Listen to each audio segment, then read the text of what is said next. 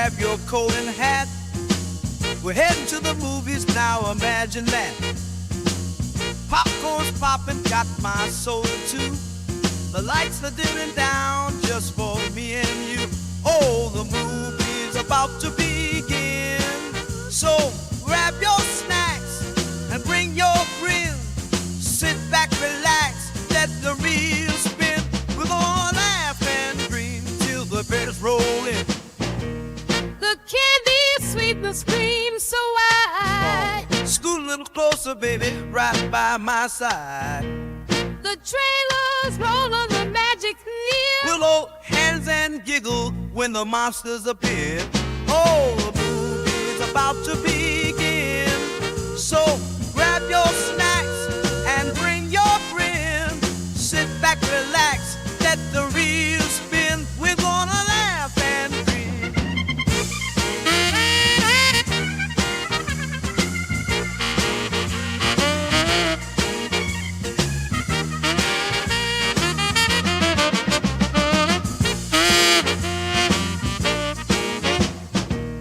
Turn off your troubles, forget your caters. We got silver screen kisses and dramatic flares. When the hero's in danger, We'll shout, hooray! And when the lights come up, we'll be floating away. Yeah, the movie's about to begin. So hush your voice and tuck your chin.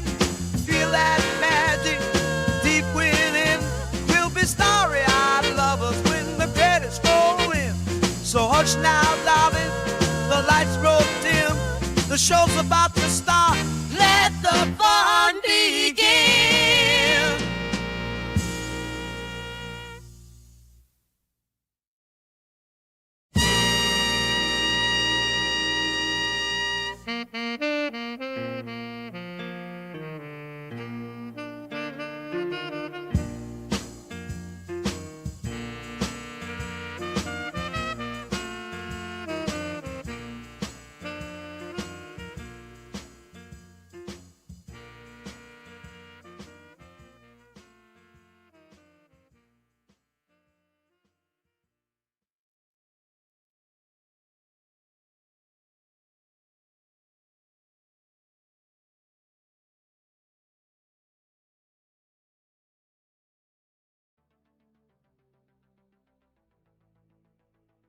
Blix Talkers, we are live. Officially live. Welcome to the show. Hopefully everyone's doing well. Oh, zooming in. Coming in hot. Welcome, guys, to the chat. If you guys are new here, we go live 3 times a week. Tuesday, Thursday, and now Sundays, guys. Waking up with your cup of Joe right here with Joe. No, my name is not Joe. I'm David. But I got a question in the chat, by the way. How do you guys take your coffee? Please let me know if you guys are coffee drinkers. I would love to know. I'm having my cup of coffee every day. Cup of coffee a day keeps the doctor away. Actually, it really does. Because I was reading this study, and maybe I'll pull this up a little later, that coffee drinkers live longer. That's right. You may think it's coffee propaganda. I don't care what you think. Maybe coffee propaganda, but I believe it. I heard a doctor say this. Coffee drinkers live longer. By the way, let me know how I'm coming in, guys. Is the video clear? Is the audio sounding clear? I can never tell on my end. It's always kind of like, it looks great on my end always. So you guys let me know how I'm coming in later or not.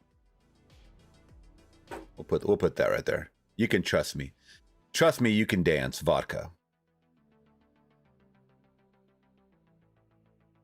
Welcome everybody in the chat, wherever you guys are. Coming in 8 a.m. over here on the West Coast. I'm in California, if you guys didn't know. Shouts out to all my East Coasters and then people of course across the globe that are always tuning in. We got people from all over Australia, England, Guam, I'm trying to think of like other India. We got people from all over the globe. Really, I'm trying to remember just who's all tapped in. We got a lot of people from England, but believe it or not, A lot from the US, but a lot from the UK. So I'm excited. There's Eric. I'm surprised I'm up. I'm surprised you're up too, buddy. You know what? I actually could not sleep. So I got a little story to tell. Gather around, children. I got a story to tell. So I mean, you know, we all have our nightmares and then we have our regular dreams and stuff like that. But last night, I don't know what it was. I don't even think I had a nightmare. Thank you so much, Cherokee, for that donation. By the way, donations are on if you guys want me to check out anything. I thought I was just having a regular dream, but either way, I woke up to use the restroom around 4 a.m. this morning. And I felt my heart beating out of my chest. Have you guys ever felt your heart beating out of your chest without even putting your hand there? I physically felt it, my skin rising up. So I put my hand up and I went like I'm saluting the flag or pledging allegiance to the flag. And I'm like, my heart was going at about 180 BPM. So it was like doom, doom, doom, doom, doom, doom, doom, doom, doom, doom, doom, doom, doom. And I was like, I had to tell my body, I closed my eyes and I had to stand there and go, breathe in, breathe out. And I was able to slow my heartbeat down a little bit. But whatever was happening in my dream, my heart was racing. And then I started to think, if my heart is going that quick in the middle of the night when I don't even know it, I could have a heart attack in the middle of my sleep and wake up dead. Yeah, I woke up at 2:17 and I went outside and I started going like this. And my eyes were like this. What happened? No, but that happened last night and I was a little worried. I'm not going to lie. I was a little bit worried because my heart was racing pretty quick. And like I'd said, I don't remember having a bad dream at all, but it was scary. My heart doesn't race that fast unless I have slam back about 3 Red Bulls in the day. You know what I mean? Well, let me say what's up to all these lovely faces in the chat, and then we'll get to the request. By the way, I have a poll for all the coffee drinkers on the YouTube chat, so check it out, please. We got Cherokee in here first, guys. Am I coming in clear? No one told me I look good? Okay, cool. Thank you so much. Eric is saying I look good. I'll take it as a compliment. Hopefully the audio sounds good because I'm having this audio this difficulty where you guys know that I can get soft spoken like this, and then I can get real loud and passionate. Well, the loud parts usually peak and distort, and that's not what I want. I want it to be nice and leveled. And I think right now we are. Hopefully we are. Let me know if we are. Because I've been clipping these some of these news stories that we've been talking about. By the way, I am taking your requests once again, but I am going to be talking about some news. So it's Sunday. We know that new movies have come out this weekend, and we're going to be talking about the numbers, the box office numbers, because I personally like to talk box office numbers with you to let you know how movies are doing. Either they're doing well or they're flopping. Because once again, at the end of the day, Hollywood doesn't care about your feelings. They care about the money. That's it. Sebastian, thank you so much for that donation. Appreciate you, my friend. Appreciate you, Cherokee. We'll get to the chat, and then we'll get to some donations. We got taurine. Hopefully, I'm pronouncing that correctly. It's like taurine. It's like the chemical taurine they put in Monster energy drinks, which I love. Apparently, taurine is bull's balls. Is that real? What is taurine made from? Someone said it's derived from bull's balls, but it seemed to be incorrect here. Seemed to be incorrect. The chemical synthesis. Synthetic taurine is obtained by, well, I think someone told me it was from bull's balls. So someone messed me up. See, do you get taurine from bull sperm? Well, it is true that taurine was originally isolated from bull semen. I don't lie, guys. It is now produced synthetically. I would always think, how do they get that many bulls to just let it rip? You know what I mean? Rip and rip. Anyways, I digress. Let's get back to the chat. We got Taurine, but welcome back. They said, I like the vibe of the intro, reminds me of Sinners. Yes. I like to get that old school aesthetic. Eric Patterson in the building saying, good morning, David. How's your weekend going? Productive. That's my favorite type of weekend, is a productive one. Not doing any laundry. Actually, Laura, my soulmate, is doing laundry right now. But I don't have laundry to do. Probably the middle of the week, I might do laundry. It's extremely hot right now, guys. So, I mean, I did a lot of work yesterday. I watched The War of the Roses. So if you guys are on Patreon, that was a Patreon pick, The War of the Roses with Danny DeVito, Kathleen Turner, and Michael Douglas. A fantastic film that will go up later today after this stream. That was a Patreon pick once again. So I watched that. Later today, I'm also going to be watching some more Twilight Zone episodes. And even later, after that, today, I will be watching... I'm supposed to get a call from Q Reviews, and we're supposed to talk Weapons. Spoilers for the movie Weapons. So if you guys are fans of that movie, and you guys have seen my review and want to hear more, we possibly might be doing it today. He has a busy schedule. He's a busy guy. But I told him Sunday is free for me. So hopefully we can do that. But if not, I'm just here at the house. I mean, I went out yesterday, like in the evening. Oh, this is where I got this shirt, by the way. We went to this like big flea market yesterday. It was kind of like out in the middle of the open. I guess they only do it 4 times a year around this area. But it's big. It's like a swap meet style. Big. And we were going through all the vendors. You know what? I told Laura too. I said I never feel anxiety. I don't get that. I'm used to being around big crowds. For some reason yesterday, I experienced anxiety. And for the most part, I mean, collectors of these kind of shirts and stuff like that are like mainly hype beast and younger kids. So you had a bunch of teenagers walking around. It was shoulder to shoulder. I didn't like that. I don't like that environment. So I told Laura, I said, I'm getting claustrophobic here, man. We gotta, even though it's out in the middle of the open, like we gotta walk around a little more spread out.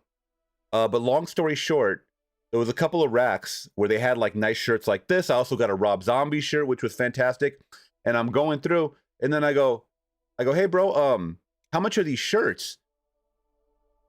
And I shit you not, it was an old DJ buddy of mine that was running this booth. I said, oh shit, man, I ain't seen you for like 8 years, bro. What's up? What's going on? Him and I used to work on events together way back when I started, maybe even like 10 years ago. Maybe even like 10 years ago at this point. Because I stopped in 2020, or I stopped at whenever they shut down everything. Yeah, 2020, pandemic. Crazy. But he hooked me up. I'm appreciative. And I got a couple of shirts off him. I funded his business. He said he's been doing the thrifting game or reselling game for a while. And it was good to see him. So that was cool. That was really, really cool to actually see somebody I hadn't seen in a while. But we only spent about an hour out there because it was like 95 degrees. 95 degrees right here in Southern California by LA. So I had to get the hell up out of there, guys. Came back home. We watched 2 episodes of Wednesday. Very enjoyable. I'm having a good time with Detective Wednesday. Is anybody else having a good time with Detective Wednesday? I'm hearing people say that they don't like this season of Wednesday. I'm liking it. It is different than the first season. I will say that. It's different from the first season because, like anything, first season is the introduction. It's introducing us to all the characters. She's getting settled in Nevermore. Okay, we know that. The first season ended off with, a big monster cliffhanger, so to speak. And monsters and ghoulies exist. Now, it's summer. Wednesday's coming back. She's literally coming back from summer, as we are in the middle of summer, right? She's back at Nevermore, and she's talking about and still playing detective. And I kind of like that route. Because if it kept going back and forth with the introduction of new characters and relationships and also we've seen all that already. I wanted to go in a different direction. She's also tapping into her own powers and stuff like that, which is a huge part of Nevermore. They're the outcast. Plus, we have Steve Buscemi in this. I don't want to say who else is in it, but it's getting really good. And we're only 2 episodes in. And later on, we'll watch the next 2. I'm excited. I don't like that they split up the episodes.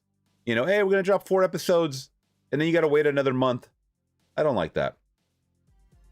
But it is what it is. Let me go back to the chat, guys.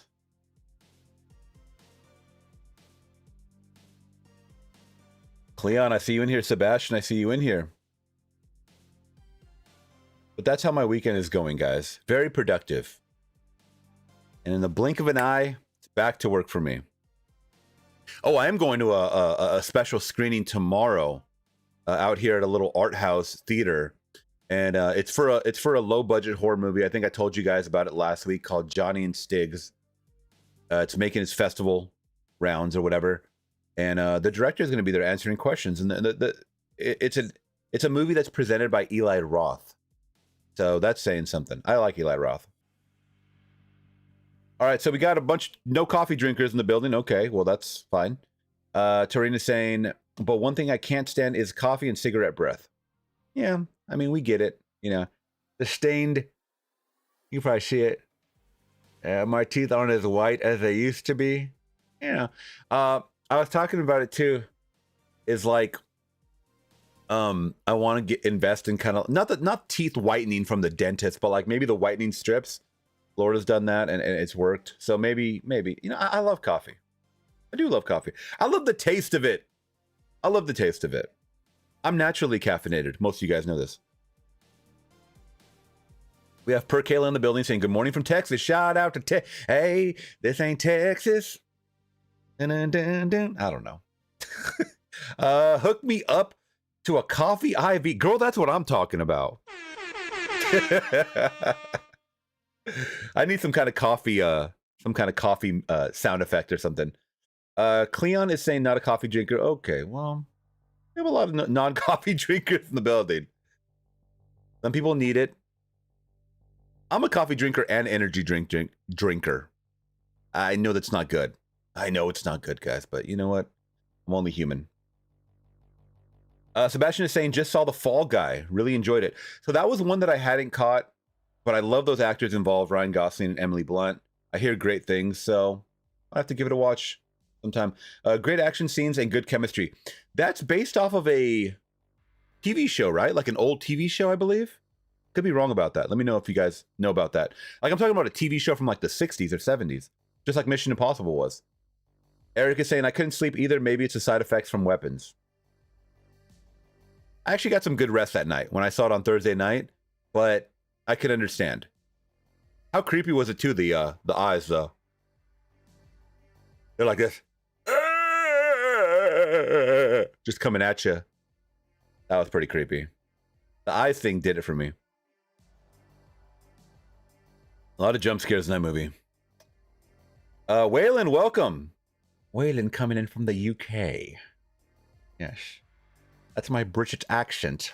Roger Moore. Dudley Moore. Nigel Pinchley. I love the Nigel Pinchley.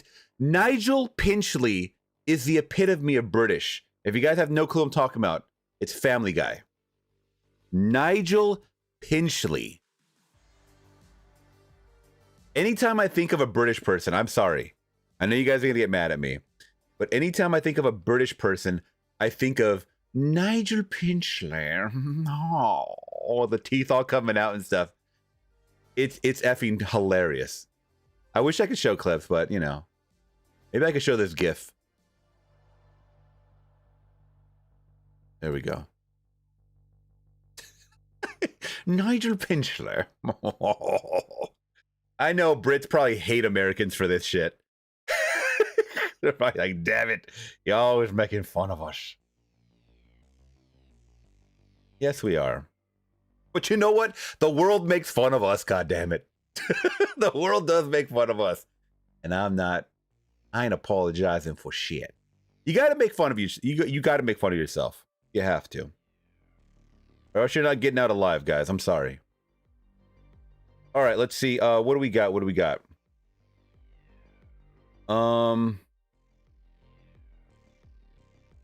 You may want to get an appointment set up for a sleep study. Cherokee is saying, oh gosh. I know I toss and turn, so my mind's got to be active. Waylon is saying the Star Wars arcade didn't arrive, so got a refund and bought the Fast and the Furious arcade cabinet. Built it in the man cave. Looks. Send me a video, bro. A video or a picture. Can you please? I don't know if you're following me on Instagram. My socials are all down here. Instagram or X, please send me something. I want to show it. Send me a damn TikTok. I don't care, whatever. All right, we're up with the first request, guys. Cherokee over on Rumble. Shots out. Let's check out what she's got on the horizon. This ain't Texas. Isn't it crazy that like we've pitted Sydney Sweeney against Beyonce right now? Like, if you guys are following this shit, you guys know exactly what I'm talking about. But if not, it's okay. I won't get into it. Is my new? So this is. Hold on one second. I just bought a new mouse pad because I thought my mouse is, and it still don't work. It still doesn't work properly. So I'm thinking it's the mouse. My mouse might be going out, guys. So bear with me if I'm taking extra long. You can do it. You'll bear with it. All right. So we have Sam Ryder, a song called "Oh OK," live from Film Studio. Live from Film Studio in sunny Burbank, California. Do you guys like my announcer voice? This is how all the announcers and DJs sounded in the 1950s. A very warm, rich, and bold sounding voice, comforting. Come on, little children, come along. I have candy in the car. You cannot, not be mesmerized by this voice. I'm a safe individual. All right, this ain't Texas.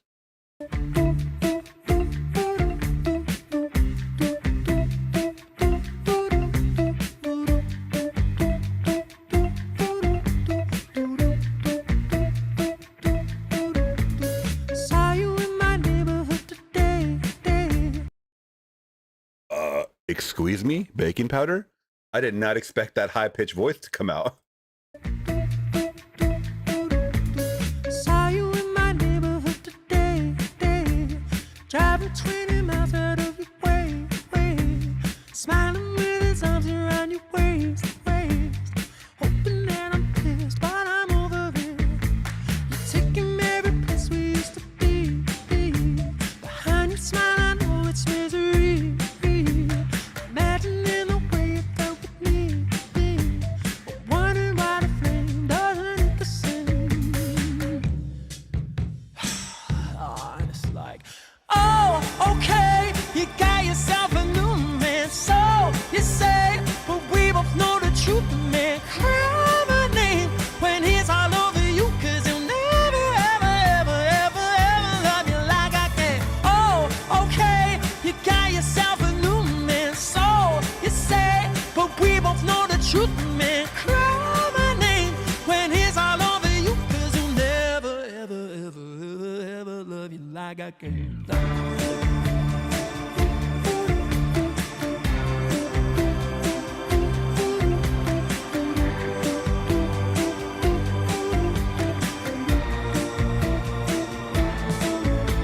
Saw you with your new boy at the bar. Everywhere I go, that's where you are. Don't know why you gotta try so hard. Hoping that but I'm over it. 'Cause I found truth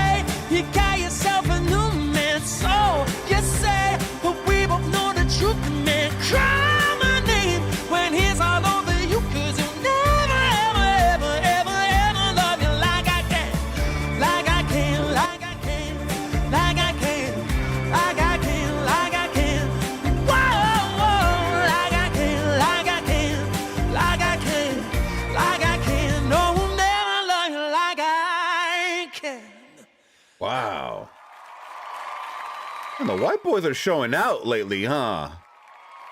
White boys got lungs, man. Do not count them out. I like that. I like that. Music comes from the soul, baby. Once again, Sam Ryder, OK. Very, very good. Live from the film studio. I mean, if that's live, I don't want to... Shit, I don't even want to know what the album cut sounds like. How we doing, Flicks Talkers? We feeling the funk or what? Thank you so much, Blade. I appreciate that donation, my friend. Coming in, coming in. But up next, we do have a request from Sebastian, I believe. Let's check this out. Far From Over, Frank Stallone. Oh, wow. Is this from, this is from that movie. From movie. Staying Alive. See if we can get a little lyric video. Hey, baby. My mochi's chattering. Frank Stallone. Stallone? Any relation?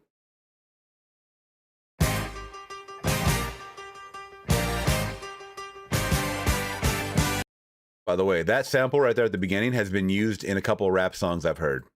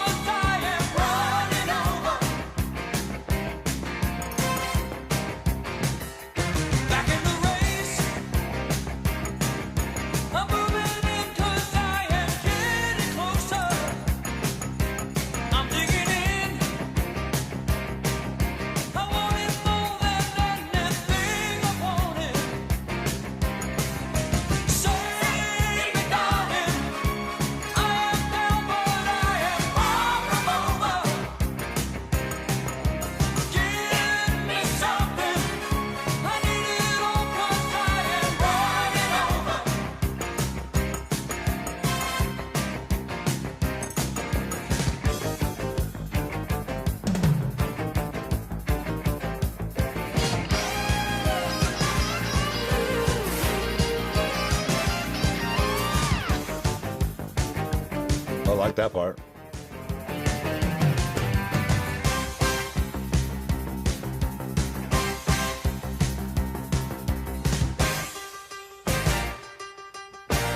I love that part.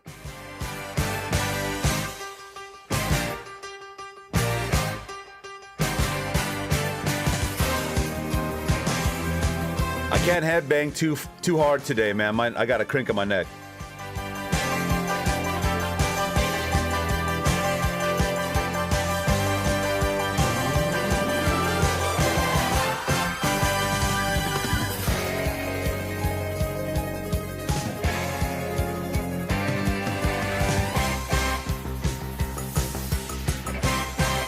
Okay.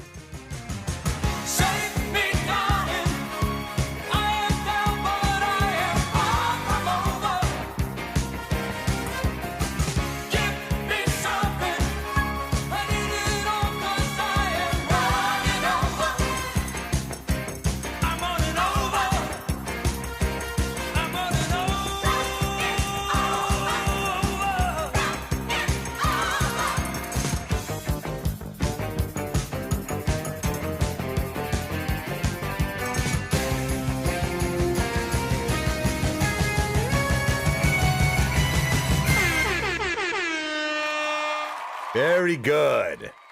Very, very good. Now with Frank Stallone, better known as Sly Stallone's brother. All right. Very cool. Got some requests coming in, but you know what? We're gonna have to pause for some. Oh, I think you said it was pronounced like Taurus. Taurine? That's how I pronounce it. Thank you so much for the request, girl, guy. I don't know, you know, if you're a girl or a guy, but that's okay. I have a request. Love is a Gift by Shanice. It's a video game that came out in 2000, I believe. Your soul may leave your body. All right, I'm a guy. Shouts out, guy. All right, let's get into some movie news first. Just movie update news, all right? Big news in the horror community. Some people were saying that this wasn't a horror movie. I think it totally was. But Weapons set sights on a 40 million opening. I literally just saw what the worldwide was, because that 40 million was domestic. Now the worldwide opened to 70 million. 70 million. I believe on a budget of, let me see. I talk about so much movie budgets, I forget. Let me see. Weapons 2025 budget. I want to say 38. Could be wrong. 38 million. Okay. 38 million. So it surpassed that. It did a wonderful opening for something where the director is only really known for one movie, at least I know him of, which was Barbarian, which had mixed reviews as well. Weapons has horror elements. Come on, let's not fuck around. Weapons has horror elements, and please do not give any spoilers in the chat. But when we're introduced to a character, it's a subgenre of horror. Don't say what it is, please, but it does have to do with horror. All right? So I'm giving it its flowers. Because if you take that away and you say, oh, it's a thriller, something else, guess what? You're not wanting horror to shine. You don't want horror to win. I'm sorry. Matter of fact, you know what? I'm gonna debunk your ass right now. I'm gonna debunk your ass right now, kid. Horror mystery. So you know what? Get the fuck out of here. That's right. I don't fuck around, man, when it comes to my movies. Weapons set sights on 40 million opening domestically. Freaky Friday dazzles 30 million plus. Now, I can only imagine that Freakier Friday had a larger budget. I haven't seen it yet, but we'll get into it. So Saturday, as of yesterday, Weapons had a great Friday, 18 mil. Okay. This puts the original horror movie on a fantastic start, 40 to 43 million this weekend. IMAX and PLFs account for a massive 35 of that cash box. I was not privileged to see this in IMAX, but I did see it in a laser theater. That's good. Box office sources are estimating that today's decline 24% to 27% from Friday previews, which will give the Krieger 40 million. If Weapons posts that type of hype, it's on par with Jordan Peele's Nope, which was down 29% on its Saturday. So it's a lot of comparisons, to other movies and stuff like that.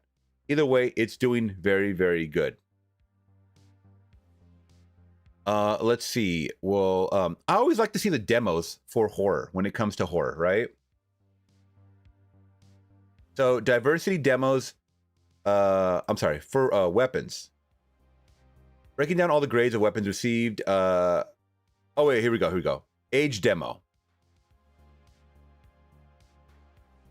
So men at 65%, ladies, come on, take a chance, who gave it A minus. The under 35 demo at 72%, who gave it an A-. Ditto from the 28% over 35. Under 18 at 3%. Youngsters, take a chance. Awarded an A. 18 to 23 at 23%. Okay, so it seems like we're in the 30s as far as like the age demo. Strongest definite recommends from ages 35 to 44, which I'm in, at 71%. Now the diversity demo are 45% Caucasian, 27% Latino and Hispanic, that's me, 13% Black, and 9% Asian American. Now, this is important. I know everybody's like, why you always talking about race? You gotta stop talking about race, man. We ain't never gonna change it to people if we keep talking about race. This is important because for horror, any person of color, it's usually really fucking low. So that's why I'm bringing that up. And the Caucasian is at like 75%. That's why this is important. That's why this is important. And this is obviously not like Sinners where it's like 85% black. You know what I'm saying? Like, come on. This is important, guys. Is that we're making a dent in the theater attendees. And that's what I want to see. I want to see all spectrums, all ages, all demos, all sexes. Come on. I want to see them supporting movies that look interesting. And these numbers right here prove to me that people were interested in a good-ass story or a good-ass interesting-looking movie. Regardless of race, religion, creed, whatever. So that's just an update for you guys. It's making money. I didn't even see what Freaky Friday's budget was. Let me see. Freakier Friday, excuse me. Freakier Friday budget. 42 million. So it was higher than Weapons. And it made less? I want to say. Yeah, it made less. Not saying it's a finance. It might break even. So let's see what you guys are saying in the chat. I do appreciate all the questions and comments and donations, by the way, guys. Excuse me. Torian is saying, horror movies have been opening huge in the box office this year since Sinners is going forward. Yes, I agree. Even last year, they were making a buzz with like The Substance and other movies of that caliber. Mainly for the fact that bigger names are now getting involved. Julia Gardner, Josh Brolin. These are big fucking names. These are big names that are attaching themselves to projects. Even last year with Quiet Place. The newest Quiet Place. That was last year, right? I believe that was last year. Lupita Nyong'o. These are big names. It also had the guy that played Johnny Storm or whatever in Fantastic Four. Big names that are attaching themselves to horror-related films. That's a big deal, guys. Joseph Quinn, thank you so much, Torian. That is a big deal. Because then the Academy goes, oh, wait a minute. These aren't some B-movie hack and slash type of movies. We should be taking an eye. And they are. But it's taking too long. We need to start getting awards. I thought The Substance would get some awards and praise. It got recognition, but that's not enough. That's not enough. It's awesome that they can take a small movie like a Terrifier 3 and people are just like, now big directors are mentioning Terrifier and stuff like that. I'm so glad I'm living in the time that I'm living in. Yes, Smile 2, exactly. Naomi Scott, Smile 2. Smile 2 is better than Smile 1 and I've seen both of them. You guys have seen my reactions for that. Smile 2 blew me away. Most of these movies suffer from sequelitis, meaning that the sequels are usually lower. But in Smile's instance, I thought it was better, or at least on par. The Smile movies are great. It's great horror fun. And it's creepy as hell. I got freaked out. You guys that saw my reaction, I was jumping everywhere. Like, it was very effective. And I said something that in Weapons that reverted back to Smile, my feeling for Smile. They took something so daily and standard like a smile and they made it creepy. Just like in Weapons, where they accentuated on the eyes, they bulged them out, and this whole running thing, how many kids do that damn Naruto run? It was a big old meme, and they made it creepy. They didn't have to add CGI onto people or prosthetics. Practical effects. Lowering the budget and getting some decent names in these movies that are recognizable will have these movies win every week. Watch it. Watch. That is my advice to Hollywood, and it's always been that. Focus on a solid story. Doesn't necessarily need to be 1000% original. because nothing's 1000% original nowadays, right? Get some solid actors. Try to get it in as many theaters as possible. I know it's expensive. You know, it's hard for a lot of these movies that are by Neon or even Blumhouse, you know, or A24 or whatever, to get these 4,000 plus theater releases. I understand it's not Marvel, but the return on these movies are crazy because the budgets are so lower. So please take a chance, Hollyweird. Realize that these fucking superhero movies are not winning anymore. They're not turning a profit. I literally just saw a post. We'll talk about it really, really quick.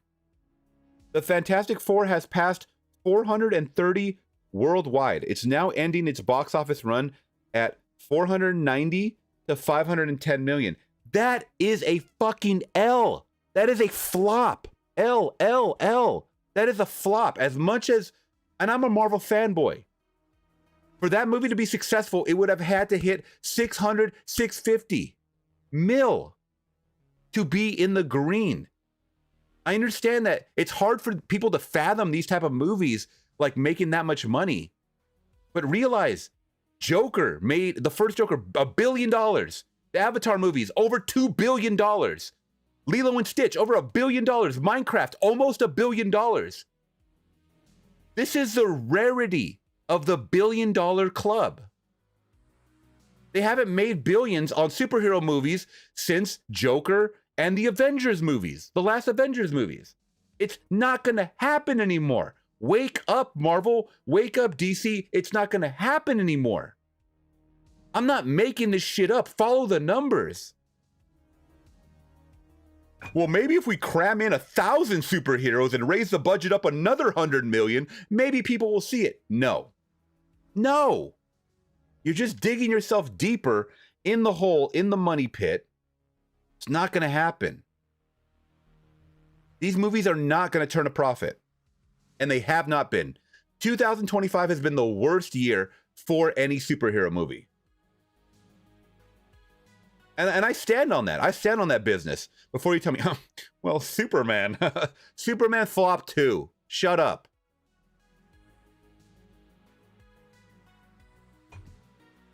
I'm tired of discussing numbers with people that are so fucking delusional with their fandom. I love shit too. What the fuck you think all this shit in the background is for? To look cool? If that were the case, I would just take a picture of someone's setup and green screen my background. But I actually support all of this stuff that I have in the background because I have a fandom for them. And of course I want them to win. But if I see they're coming out with a new Friday the 13th movie or Chucky movie and the budget is 150 million, I know that, oh shit, this movie's gonna flop. They're not spending the money in the right places. It's evident. It's evident at this point, guys. It's not good for the fans either. The fans see the writing on the wall and they know. Even though I said that people are experiencing horror more and more every week, month to month, year to year now, at higher rates, that does not mean that you get to up the budget on shit, because the return is always gonna be less. Check the current climate of the... No one's even going to the theaters because the ticket prices are so goddamn high. No one's going to the theaters. We talk about this weekly, guys. You know my rants. I literally just talked about on Friday how AMC is cutting back on trailers because people are getting pissed off. Well, guess what? The theaters get paid to play more trailers. Do you not see the cycle of fuckery that's happening right here? They have to do what they have to do, but also the fans are getting upset about it. So now they're receiving backlash and they're pulling back.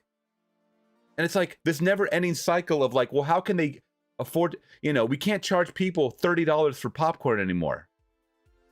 Or yet, I should say. All right, let's get into the next request, guys. I'll read your comments afterwards.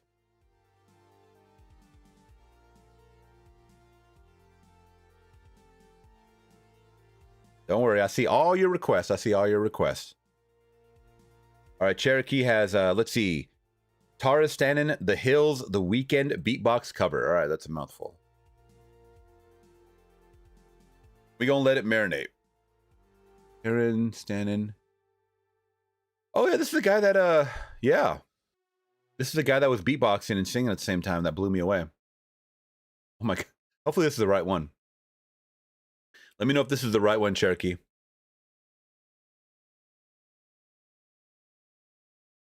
Pretty sure this is. Yeah, the popcorn buckets are too expensive too. I mean, they look cool as hell. You know, don't get me wrong. The Galactus one was awesome, but $80? Good God. Arn saying maybe if Blade got to push more. Gee, tell me about it. I've given up on the Blade conversation. When they first announced Blade,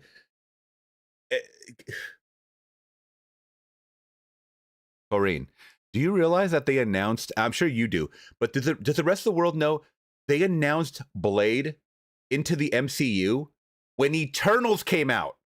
How long ago did Eternals come out? God damn. And no one liked that movie. The Eternals came out in 2021. And they have not jumped on board with getting Mahershala Ali, Mia Goth in a fucking Blade movie. They dropped the ball. Yeah, exactly. It's crazy. It is crazy. I remember they made the announcement and they put a Marvel hat on Mahershala Ali and it was a big deal. And we were all on board for it. We were all on board. And then it got shelved or they kept changing directors. My God. Okay, I'm going to lose my mind. I'm telling you. And then all these actors pulled out and they didn't want to be part of it. I don't know. I don't disagree with that choice. Who's going to be waiting around for 5 years to be attached to a project? That's, you know, that's why Henry Cavill left all that, you know, DC debacle. Well, we're not going to get into it. Let's go. Yo, man, on the don't he doing promo? You should keep our business on the low. I'm just trying to get you out the friend zone. Cause you look even better than the photos. Now send me the info. Dating residential. Cause you look even better than the photos. Is this not it? This is what came up. Oh, here's a couple of them. Maybe it's this one. I only call you when it's I like the fake cat. Only love it when you touch me and kill me when I'm broke up. To kill me when I to kill me. Yeah, I only call you when only that I'll be. Said I only love it when you touch me. Feel me when I'm broke up. To kill me. Yeah. Close your eyes, close your eyes. Oh, who are you to judge? Who are you to judge? Oh, cut your lies, girl, cut your lies. Only you to judge, only you. I only call you when it's fun. Was that not it? I think that was it. Ah, okay. Sorry, guys. You're about to hear it for the third time. This guy doesn't do a good job of categorizing his videos, apparently.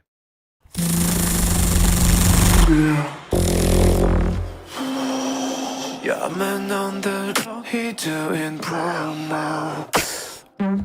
You said keep our business on the low.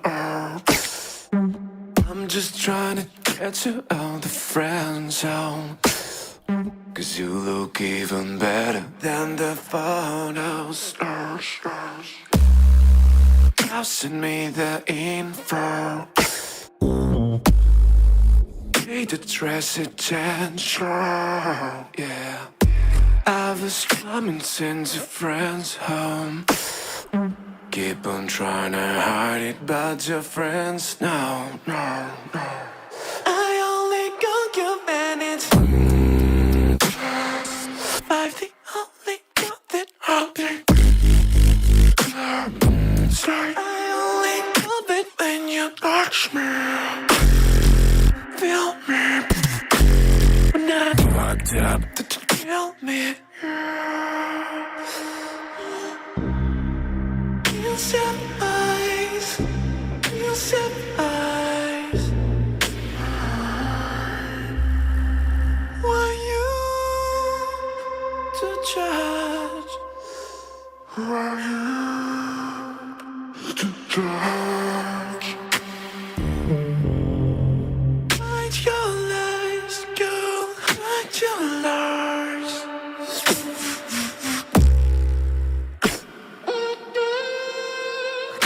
To trust only you.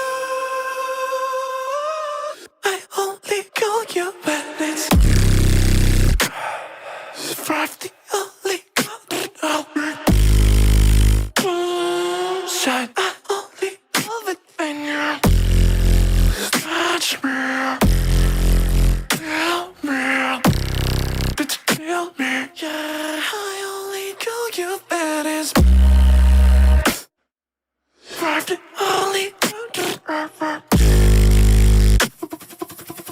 I only love it when you touch me. Not feel me, but not feel me, but not feel me, yeah.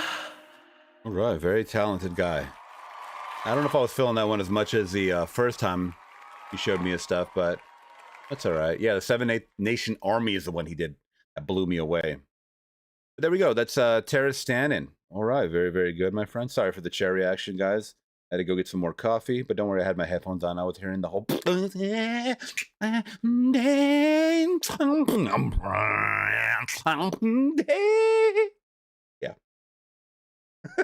See, I can do it too. I'm talented. All right, let's see. All right, Blade in the building. Speaking of Blade. In the year 2525. Oh, interesting. Don't know what this is. Good God, it got 20. Good God, 27 million views on this.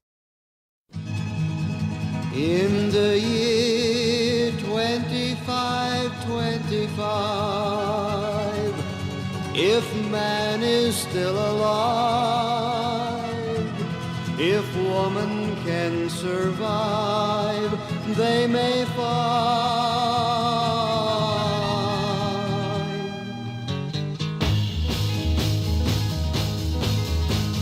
I always freak out when I watch videos like this. Like, this is obviously from a movie or something. In the year 35, ain't gonna need to tell the truth, tell no lies. Everything you think, do, and say is in the pill you took today. In the year 45, ain't gonna need your teeth, won't need your eyes. You won't find a thing to chew. Nobody's gonna look at you. In the year 55, your arms are hanging limp at your sides. Your legs got nothing to do. Some machine doing that for you. In the year 65, ain't gonna need no husband, won't need no wife. You pick your son, pick your daughter too. From the bottom of a long glass tube, whoa, whoa.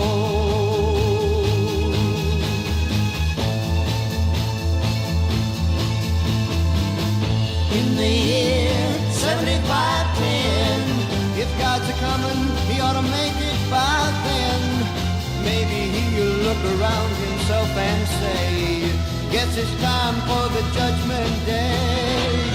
In the year 8510, God is gonna shake his mighty head. He'll either say, I'm pleased where man has been, or tear it down and start again. Whoa, What movie is this? in the year 95, I'm kinda wondering if man is gonna be alive. He's taken everything this old earth can give, and he ain't put back nothing. Whoa, whoa.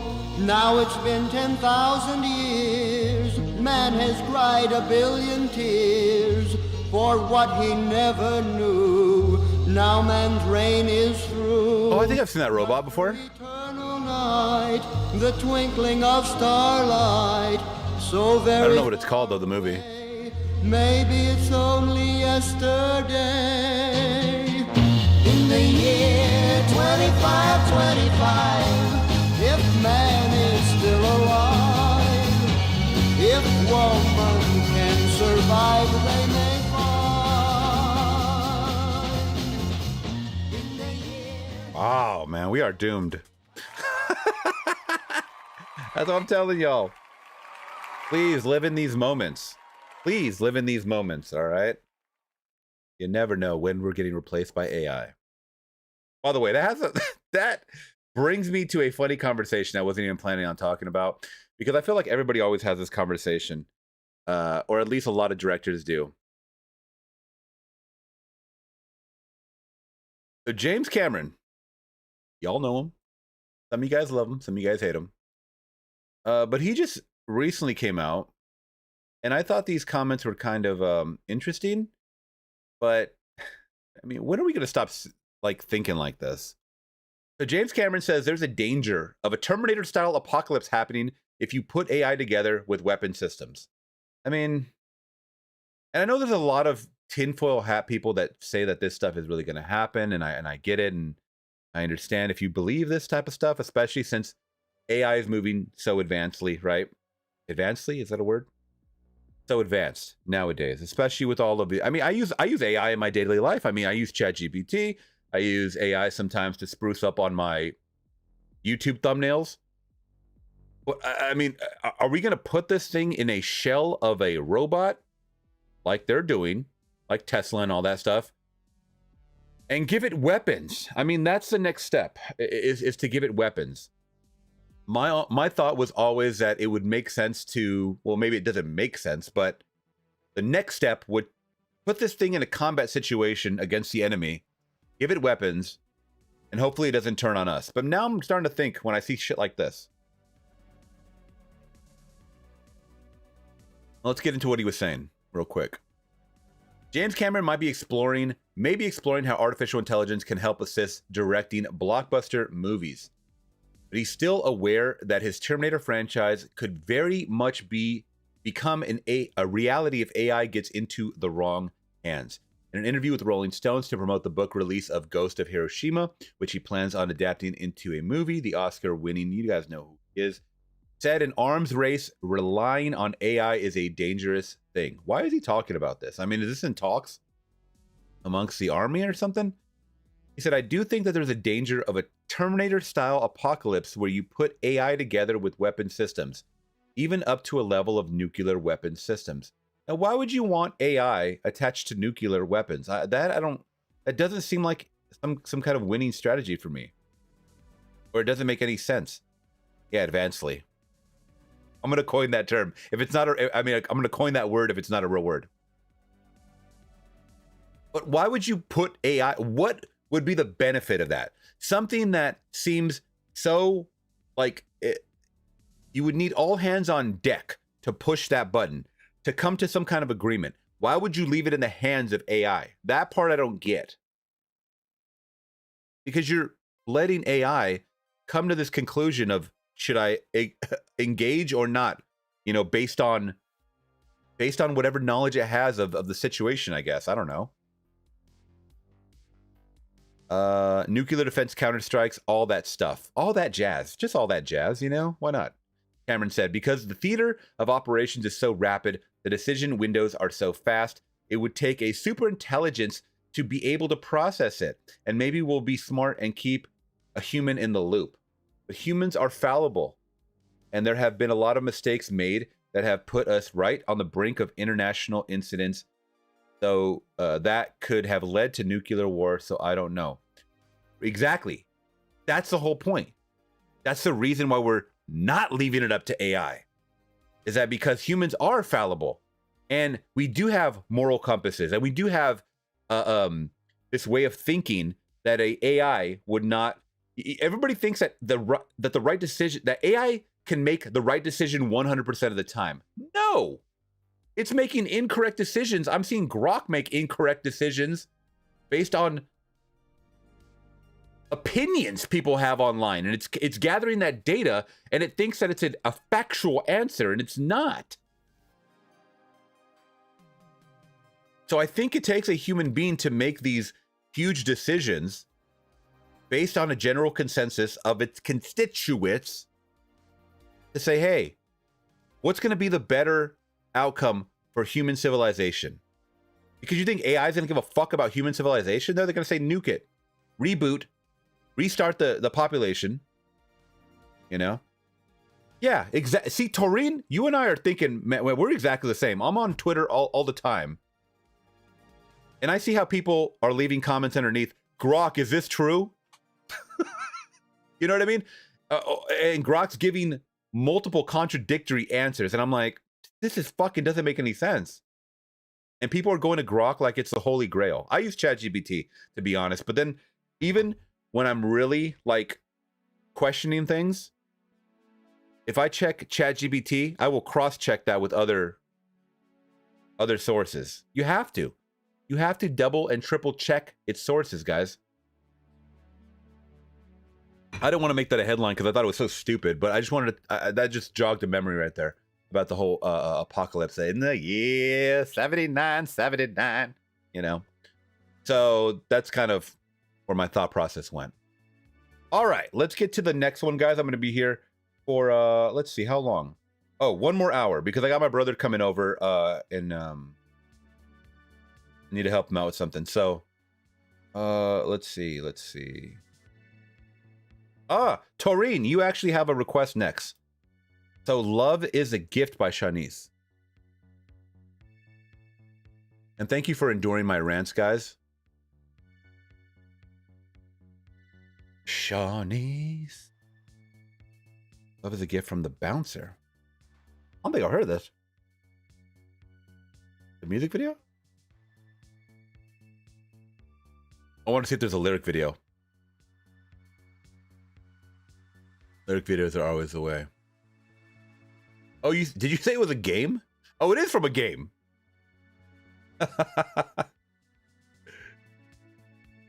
And guys, if you guys think you guys are going to see the Terminator Judgment Day, like actual Judgment Day in our lifetime, it's not happening, guys. It's not happening.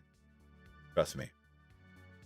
At that point, if it ever got to like they announced like whoever's president, you know, at the time, guys, we're gonna get into nuclear war just because or whatever, and it doesn't make any sense.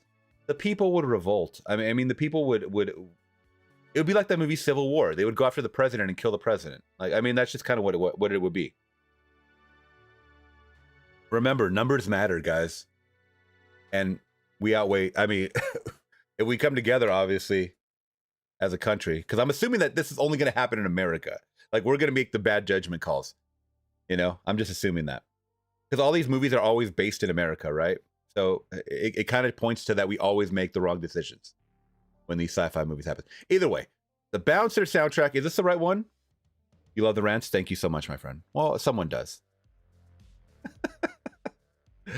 Let me go back to your super chat really quick. You said it's from a video game that came out in 2000. Okay, I believe that's the one you're talking about. Yes? Okay, I just wanted to make sure before we get halfway through it and then it's like...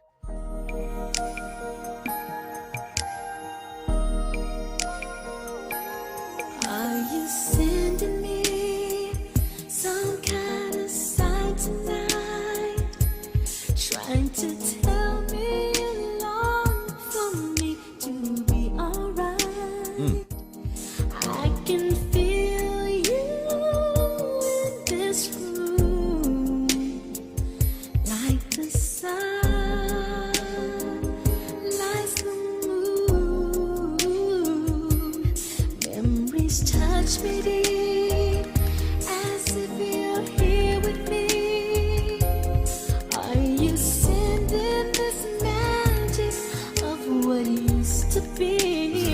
Call me and I'll tell you that. And I said you something too, 'cause my heart's missing you.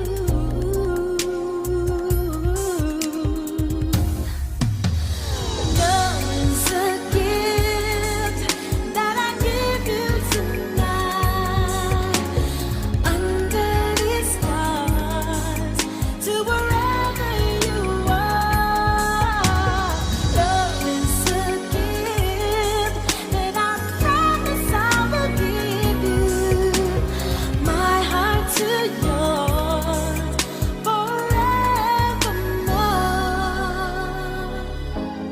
People everywhere are reaching out tonight. Can you feel all the You got that saxophone in the back creeping in. I love that. power of their candlelight? How I long to reach for you in everything I do.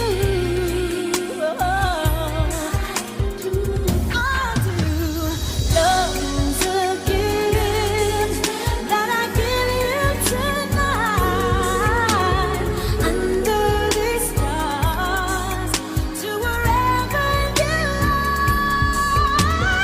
Love is a gift that I promise I will give you, my heart to yours, forevermore.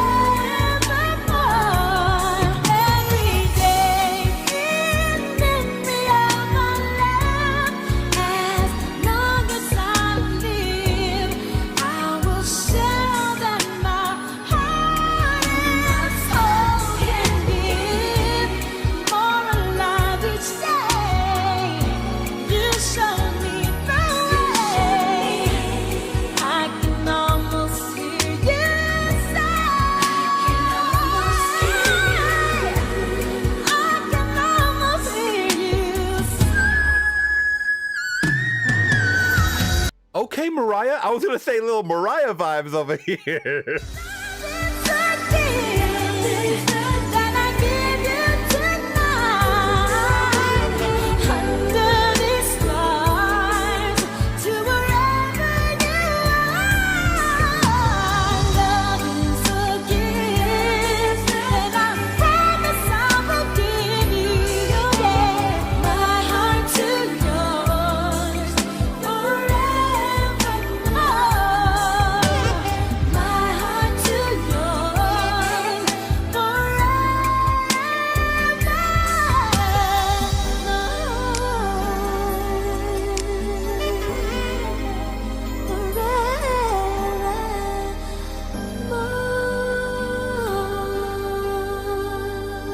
That's a good R&B song.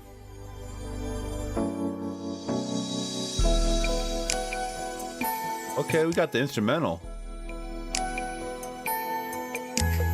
Love is a gift. Love is a gift. Come on, y'all.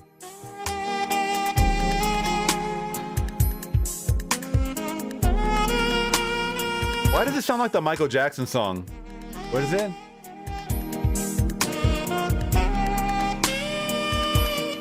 Think of a better place. Remember that song? All right, all right. The Bouncer, Love is a Gift. Shawnees.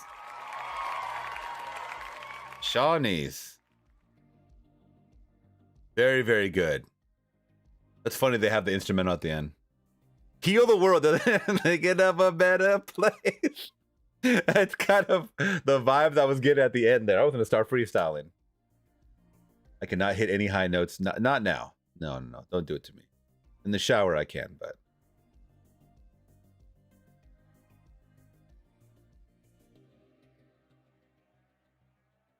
All right, Flix Talkers, let's see. Yeah, the Olympics are coming to LA. Isn't that funny? The Olympics are coming to LA in 3 years. So you know what Newsom's going to do? He's going to clean up Skid Row for a week, and he's gonna displace all the homeless people in another part of town, and then everybody's gonna come, and then a week later he's gonna drop them all back in Skid Row. Cheddar Steve in the building saying, I like getting naked and watching flick. Oh God. Well, I don't want to picture that, but I mean, you know, thank you for your support. Thank you for being here. I appreciate that. Whatever floats your boat, my friend. Whatever floats your boat. All right. Thank you, Cherokee, for the donations. I do appreciate you over there on Rumble. Shouts out to all my Rumblers, by the way. If you guys are on Rumble, you guys can drop links in the chat. That does help me out, too. Obviously with the request, but, you know.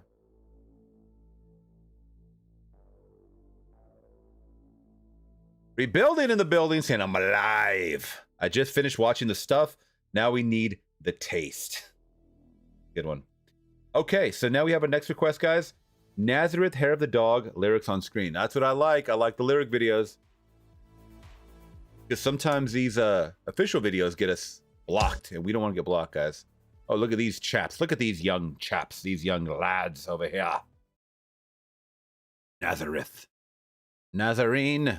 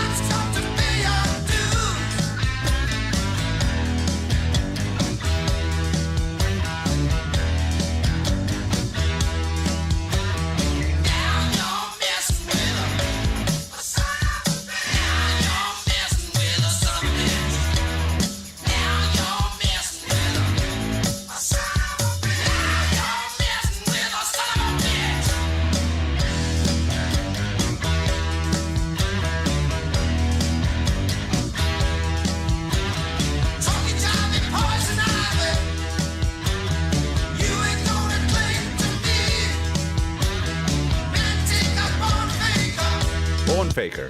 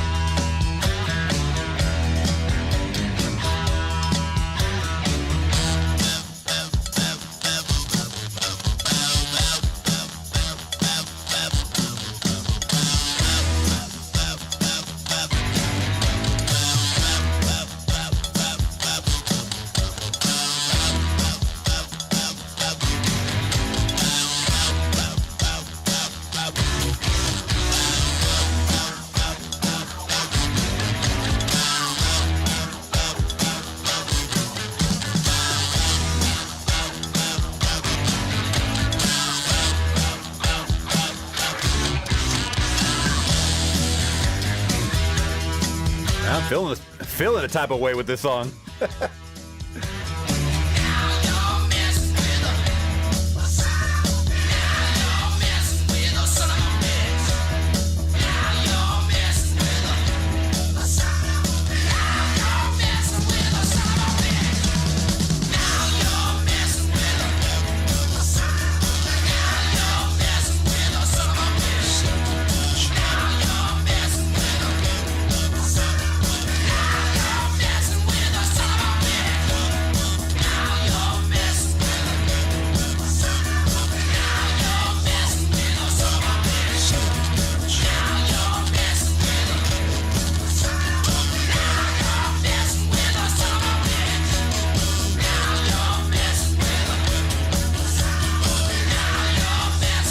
chorus right here, man.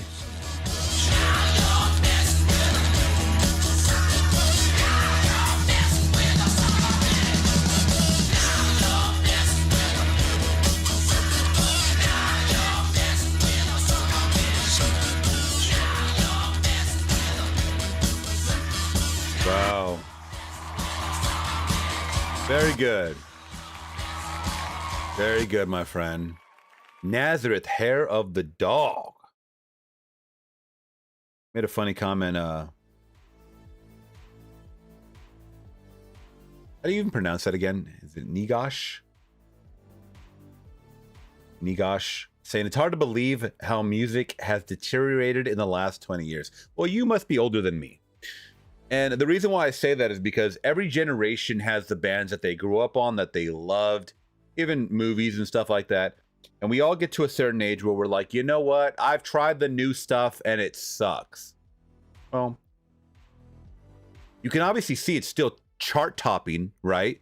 So that means someone's listening to it, and that someone is younger generation. So once again, now you have become your parents, your grandparents. You become that grumpy old man or grumpy old woman that now hates what is currently hot. That's just what we got. Trust me, I grew up on a lot of 90s and 2000s hip hop. I listen to hip hop now because of my coworkers. They're 20 years old, 21 years old, and it sounds like absolute dog shit to me. Is it necessarily dog shit? I don't know. I just don't get it. But does that mean it's bad? Because I can look at the top charts and people are listening to it. So once again, you become old, my friend. And to you, it's dog shit. To the rest of the world, it's not. Or to those listening, it's not. I'm not saying you're right or wrong, but I'm saying you're probably wrong. All right, here we go. I have another request. Torian is saying, thank you so much for that super chat, by the way. Stay by Eternal. There's a lyric video for it. Perfect. You guys know, or if you guys don't know, I'm always going to try to look for a lyric video because the music videos have been blocking my stream recently on YouTube. Damn YouTube for that, right? That's okay. We can still listen to that. Yeah, there's a lyric video. All right, let's get into it, y'all. And thank you so much for all these awesome requests. I'll be here for about another 45 minutes taking your request. We'll get into some movie news right after this, too, because I can't forget that we're also talking movie news. This is also a movie channel. Stay.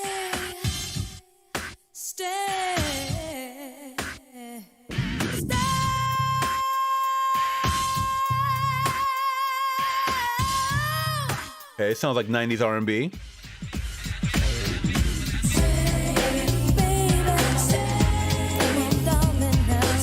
Wait a minute. We are living single. I had to do it.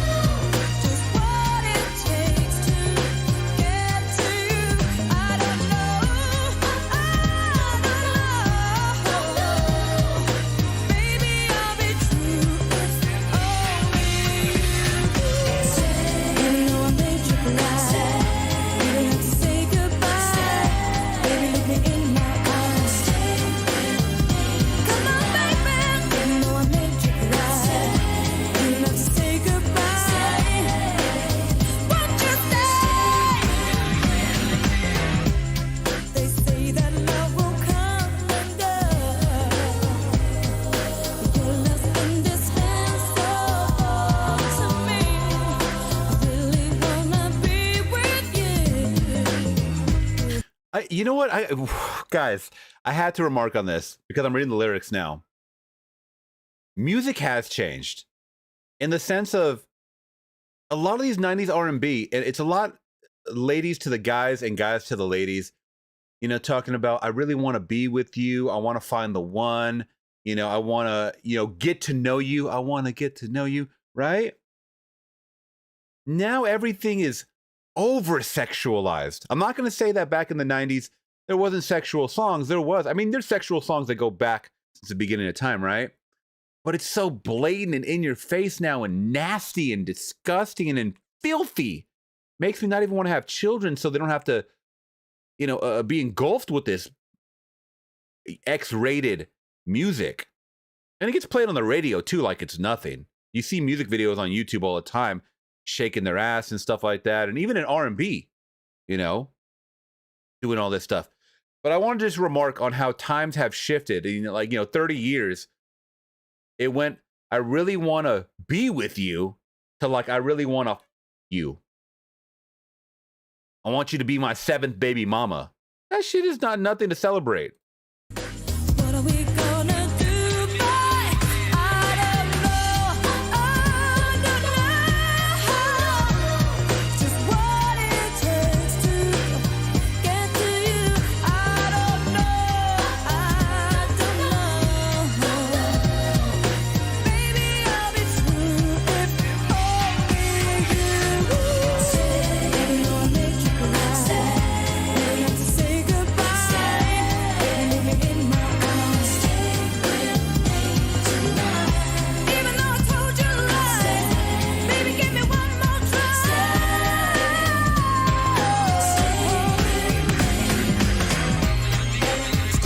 Come on, baby. Want you, I want you.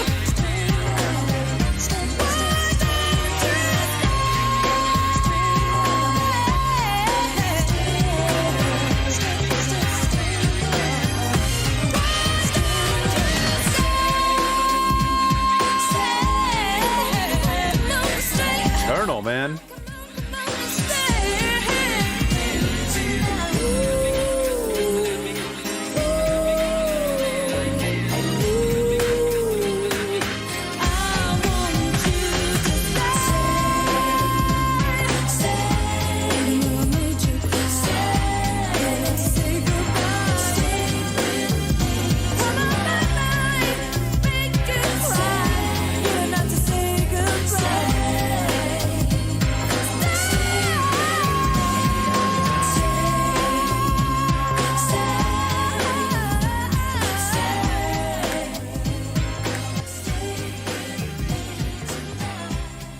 That was a banger. That was a banger. I never heard that song. I never heard that song. I'm telling you, 90s R&B, y'all. 90s R&B hits differently. And the lyrics were not raunchy. And even when they were, it was like, it was very vague. You know what I mean? Like, I'm telling you.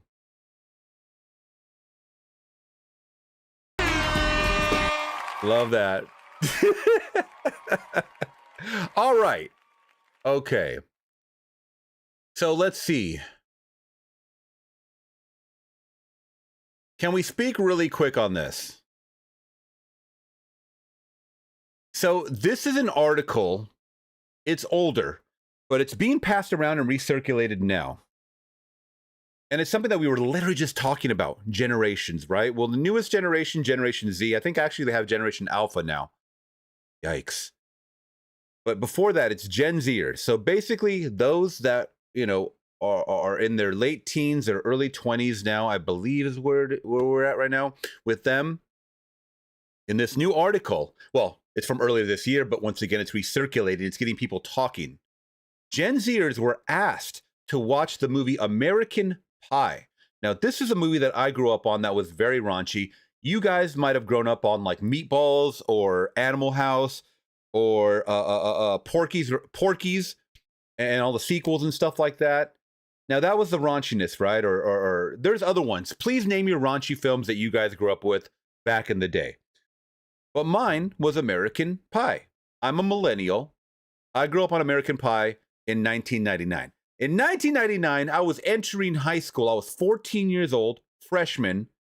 This movie came out, and it was all the craze because it was something that we weren't really supposed to be watching. But as a young boy, a young man, I could relate to a lot of different things here. So this is an article that was resurfacing.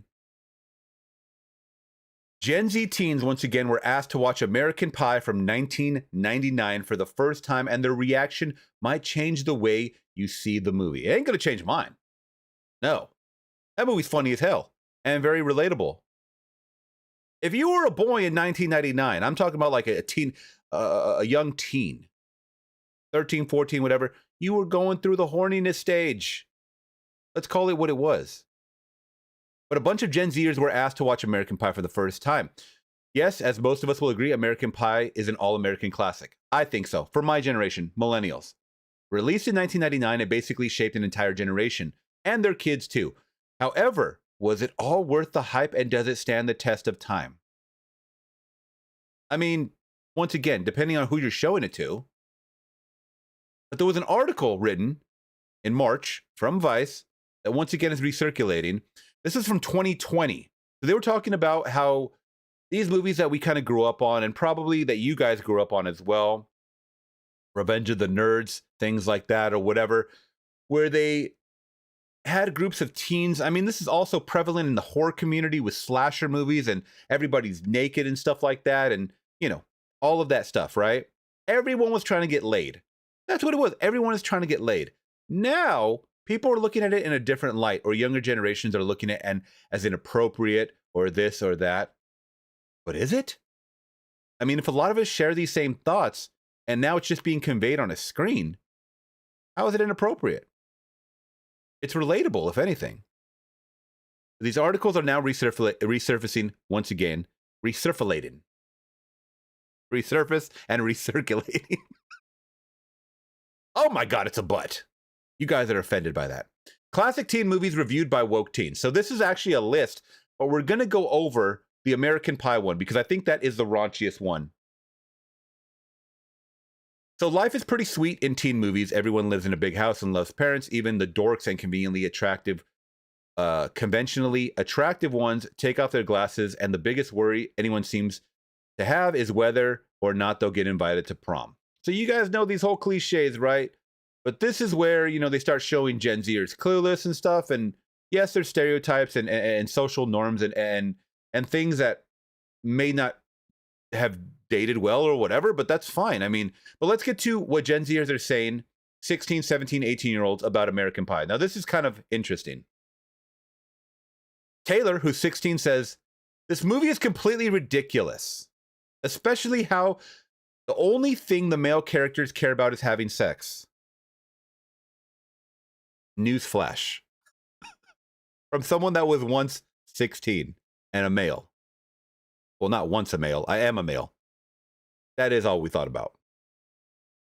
That is all we thought about. Thought it about. Was the thoughts. All right? And when I say that's all we think about, I'm not talking about 100%. I'm talking about like 90%. Men have libidos. Men are sexual beings. And that's just what it is. As a woman, you're not going to understand it. Now, I don't know if this Taylor it's a gender neutral name. I don't know if this is a woman talking, if this is a man talking, or a young woman, I should say, young man, whatever. But they're 16. They're willing to say and do whatever just to convince the girls to have sex with them. Yes! You get it. You get it. That's one thing that's prevalent through all of the older movies as well. 60s, 70s, and all these raunchy movies that, you know, Dazed and Confused and all this other shit. That was one thing. It was called having game. And that's even what people do now. It's just called having game. Yeah, it's changed over the years. I mean, you're not swooning, the opposite sex or whatever, or men are not swooning women and courting them. It's not a courtship. Obviously, things change. And once again, it's a comedy movie. They have to make it a little raunchy and a little more over the top than what it was. At the end of the day, come on. I don't know if that was realistic when the film came out, but I think men treat women with a lot more respect and equality now. Are we trying to, can we guess if this Taylor is a woman or a man? Because I feel like a woman would say, but I think men treat women a lot more with respect and equality now. I don't think a woman would say that nowadays, or a young woman would say that nowadays. But I could be wrong about that. Now, one could argue that in real life, yeah, we're not like over there humping their leg like dogs, right? It's just for movie's sake. It's exaggerated once again. But do I think men treat women with a lot more respect and equality? I think because of incidents like in American Pie, if someone were to play out actual like acts of almost sexual assault, pretty much, it would get in trouble. I think we've gotten a lot of incidents where people are a little more cautious because they don't want to get reported to the police. So are they going to dial it back a bit? Yes. I think that's kind of the smart answer. So yeah, Taylor, I believe that's possibly the reason why. All right, now we have Hannah, age 17, saying the part where Jim and the other male characters film the foreign exchange student in his room is deeply problematic. Okay. If you guys don't know, there's a scene in American Pie, 1999, where they have a webcam on top of the computer, and the computer is facing the bed. And the whole thing, the whole objective is to get this girl that he really, really likes, Jim, into his bedroom. She's a foreign exchange student too. I forget, she's Swedish, I believe, or something like that. Extremely hot. This is I forget what her name is. Elizabeth. I forget her name. Extremely hot. When I was a kid, I was like, Jesus Christ. But she's in the gym for whatever reason. But she's staying. I think she's staying with him. Could be wrong about that. Elizabeth Hurley, maybe. I don't know. Anyways, all the guys think that she's hot too, and they're like, yo, she's into you for whatever reason. Get her into the room, and with the webcam, we can film it, and we can watch it along. I mean, now, is that crazy, or is that crazy? That is crazy, because I would never agree to be in a porno. Essentially, it's a porno, and shown to my friends. I couldn't do that. I'm not that brave. But does it happen? It probably happened in real life. Of course it did. Of course it did. Let's stop trying to think that the world is vanilla and PG. You know, it's not. But this person is saying it's extremely problematic now. Yeah, it is. Of course. You're filming a porn with teenagers in it. Well, why wouldn't it be? The film doesn't even question the morality of doing this because it's a comedy movie. It's not a coming of age dramatic film. It's not that. That would be different if they were aiming for that kind of genre. They're not. They're trying to make it slapsticky and goofy. It makes it seem like a joke, and the dudes are all legends for getting the plan to work. It's a huge violation of privacy and definitely a sexual offense for Jim to film her. Yeah, I mean, it once again, this is a fucking movie, dude. I mean, you are now correlating real life to a movie. I already explained that even back then, if you were to do this, someone would get in trouble. That's kind of what it is. Let alone to share it with his friends. I mean, we all know about revenge porn and stuff like that. So there's no way a teen film would be made now and not allow it. Of course. Because people are... One thing they nailed at the end. There's no way a teen film would be allowed to make this now. I can't even... There's no way a teen film made now would allow it. Okay. Quoted by Hannah, 17. Of course not. Of course not. Because nowadays, people don't know how to make a movie that's slapsticky or jokes and stuff like that. That's why when we got the announcement of Spaceballs 2 and stuff like that, it's not going to work. I'm sorry, as much as you guys love these movies, it's not going to work because the audiences have changed. They can no longer differentiate reality from a movie standpoint. When you're watching a movie, you're trapped in that. It doesn't need to be 100% relatable or you have to think it even exists in our world. You don't have to do that. But I mean, you still have shows like Euphoria, which I haven't seen, but people tell me it's literally a sex pound fest every single episode. Why is that okay? Why is that okay to show? It's obviously not done in a comedic fashion. I think it's more dramatic. but it's still the same thing. I mean, we're talking about teens having sex in those movies. And last but not least, we have Olivia, who's 18, saying it's bordering on incel attitudes. The way, I mean, I would call some of the guys nerds. I mean, there are jocks in the group as well, but okay. The way guys in the film think that they deserve sex and how they seem to think that all women and are good for rather than wanting a loving relationship with some they respect. That is factually incorrect. One of the characters, the jock, does want a meaningful relationship. Okay? That's one thing that I do remember. Some of them are just trying to pound it out, hook up. Others are looking for a deeper, meaningful relationship. Also, they talk about college and all this other shit. There's other aspects of this movie than just humping. It seems like they're focusing on the sexual aspect more than anything. There's a lot going on in this movie. All right, there is a lot going on, but it's a little sliver, a slice of life with these boys. All right, young men. But there are some characters that try to focus on longer relationships. That's what leads to the sequels too. So let's not try to paint this as a fuck fest or whatever you want to call it. I don't know. With somebody they respect.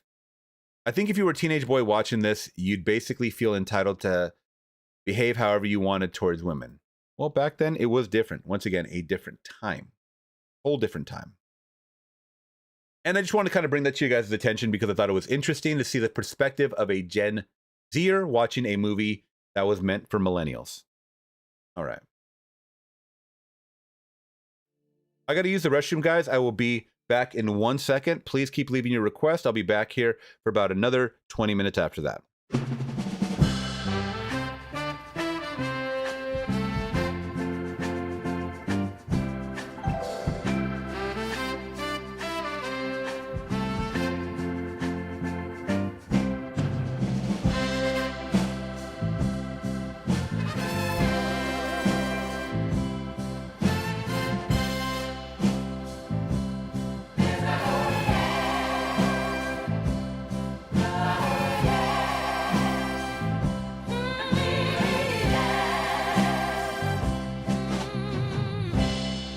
I'm typing away. I'm in the zone. Lost in the world.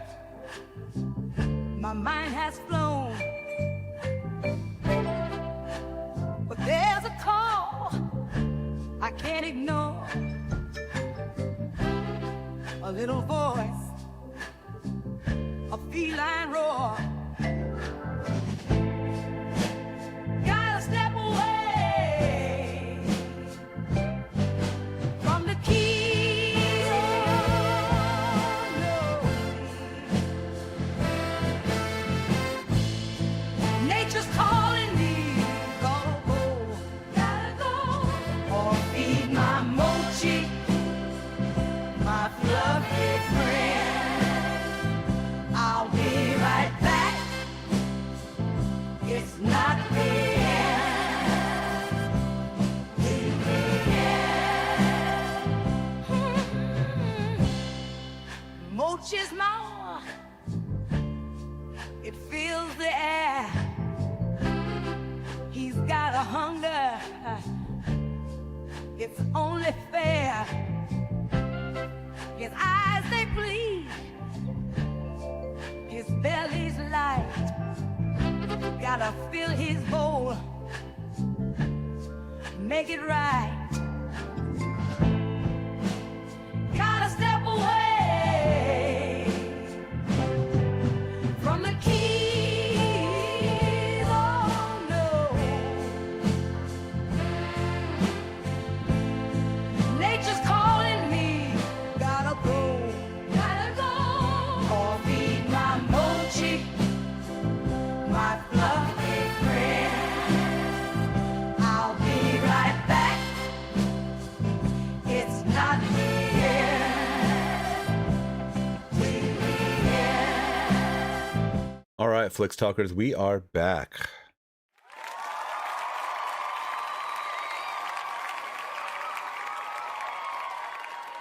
Let's see what you guys are saying about that last story. Corinne is saying, I guess by their standards, their parents should have unfucked.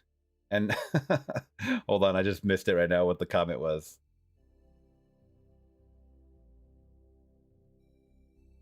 I guess by their standards, their parents should have unfucked and not had them. Tarin is saying Euphoria is Degrassi on steroids. I believe it. I'm just not... I can't relate. I really cannot relate. So that's why I don't watch it. Nigosh says, imagine if we made movies completely realistic. It would be so boring. Comedies, at least. Right? That's the whole point, is to be over... You over-exaggerate the situation sometimes.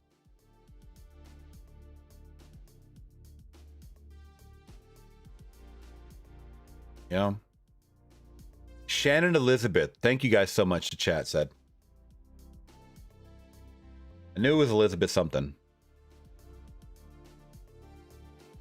Whaliness and I went to so many house parties just like the American Pie movies. And that is fact. That is so... I can't even imagine these parties that kids are going to nowadays. I mean, the way they're talking about life is like, they got to be so boring. Like, what? I don't know. Yeah, I remember house parties were... That was something you look forward to on the weekend, for sure. Or kickbacks, or whatever you want to call them, you know?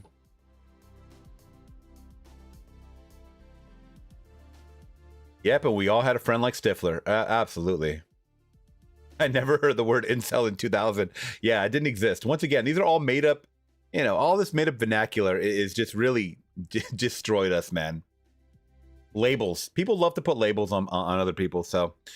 All right, guys, so we have some new footage that just released this morning from Spider-Man: A New Day. They're really going hard with the promotion, and it's a lot of...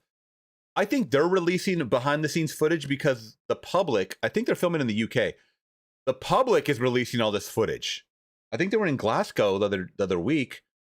Now they're releasing more and more footage because they're like, hey, guys, get hyped for this. You know, Marvel ain't dead, I guess. Alrighty. So how you feeling?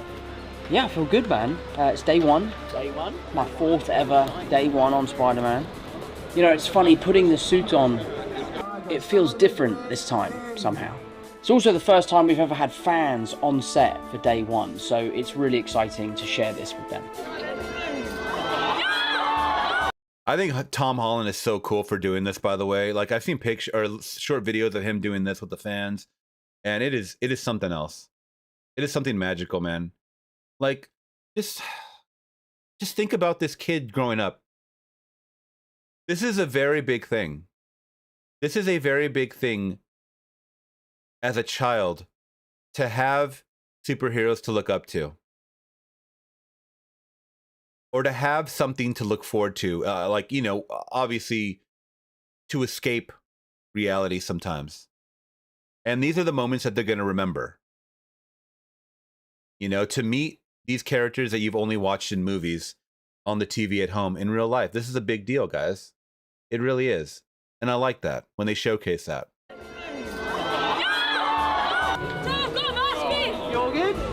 We've got some familiar faces on set.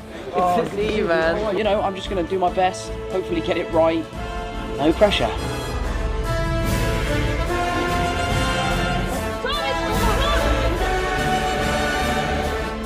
Wow, that was a really good one.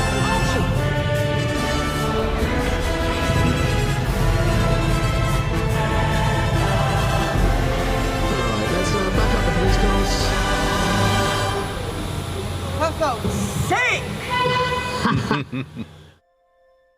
There it is, y'all. Spider-Man Brand New Day. You guys haven't caught up with Tom Holland Spider-Mans, I definitely recommend you guys do.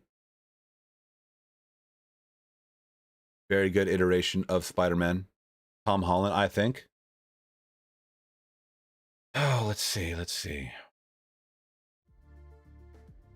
I'm only going to be here for about 15 minutes, guys. I have to leave promptly at the 2-hour mark. I have some company coming over, so I do need to get out of here soon. So please, if you guys have any more requests, let's get them in.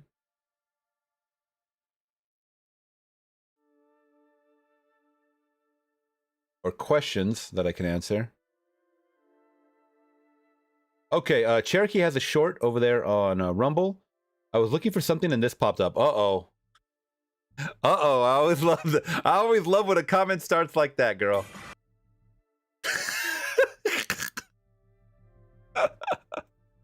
Well, the first frame is this. Okay, what do you got for me, I guess?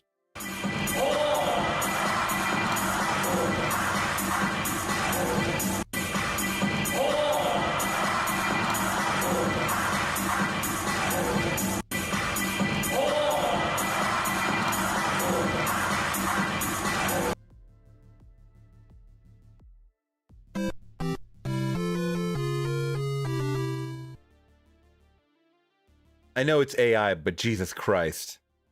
Jesus Christ. One more time. The audio is like, oh, you hear them go, oh, oh.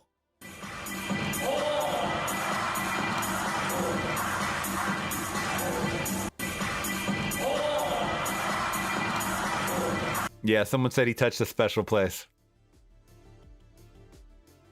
Guys, take notes right there. That's that's called the Super Soaker. That is crazy, man. That is super crazy. All right. That wasn't on my bingo card, but why not? Why not? Very funny. He reached the coups. That's funny. Corinne is asking, do I watch Hot Ones? Absolutely, yeah. We just watched the one recently with Macaulay Culkin. That one was really funny. Macaulay Culkin is such an interesting guy too now at his age.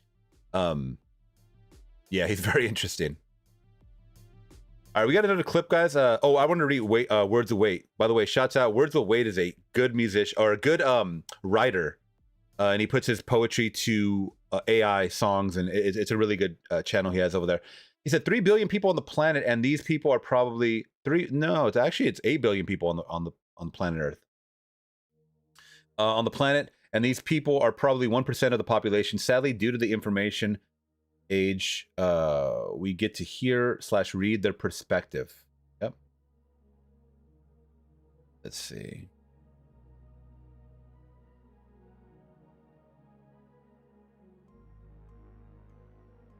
Or saying, keep this in mind. Tom Holland is like 29 to 30, playing an 18-year-old. I think he might be a little older now because they're going to college, but I still understand the sentiment. Yeah, I get what you're saying. I mean, granted, Jenna Ortega is like in her mid-20s, and she's playing an 18-year-old too, or 17-year-old in Wednesday. So, and she still looks like it. I mean, she still looks like she's a teen, I think.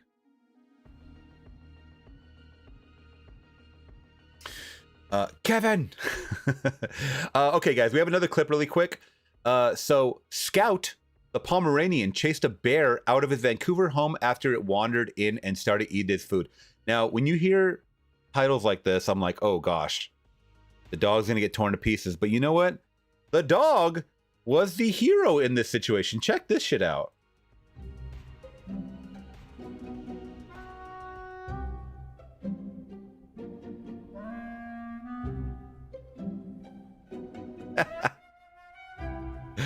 That dog, man, look at how tiny that dog was. That's one of those, like, its bark is bigger than its bite, right? He's like, I'm out of here. Yeah. He's like, yeah, I ain't scared of you. What? What? Come at me, bro. Come at me, bro. You ain't messing with me. He's been like this ever since he defeated the bear. That's right, baby. That's what we like to see. That is what we like to see. A big dog. Where the big dog's at? That's a big dog. Little bark, big dog. I love that. Took out that bear, right? We also have another crazy clip right here. So, NASCAR drivers. I mean, I'm not really into NASCAR at all whatsoever. I did like the film F1 recently, which focused on Grand Prix. But this happened in real life. NASCAR Xfinity winner Connor Zilich broke his collarbone celebrating his post race. Now, this is why you got to be careful. This is why you got to be careful when you're trying to be cool or look cool or whatever, or just act cool in general. Because shit like this can happen. I don't know if you guys saw this. I'm not going to say anymore. 7 career wins. Let's go down to Mobile One Victory Lane, Dylan.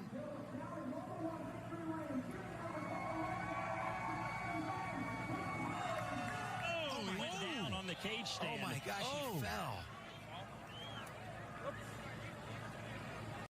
And by the way, that guy knocked himself out. So his foot right here gets stuck in the door on something. I don't know what seatbelt or something. You got to be careful because he falls right on his head, and he knocked himself out cold, y'all. Mobile One Victory Lane, Dylan.